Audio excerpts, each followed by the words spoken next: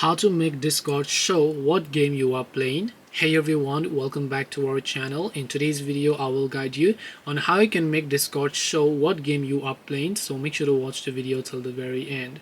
So if you want to actually make the Discord application show what game you are playing, open up Discord and make sure that you're logged into the account. From the bottom, just make sure to tap the profile icon that you can find here. Once you go to profile, go to privacy and safety.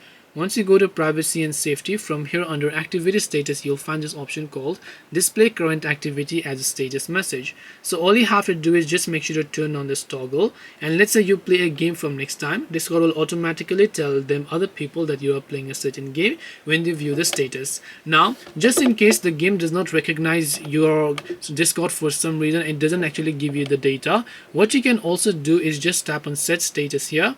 Tap on set a custom status, and you can just go ahead and set a custom status such as now playing. Let's say you're playing Roblox, you can just type in Roblox like this and just hit the save option. It will let other people know that you are currently playing Roblox. This way you should be able to let Discord know and show what you are playing on mobile. Hope this video was helpful. If you have got any questions, then feel free to leave them down below. Thank you for watching and see you in the next video.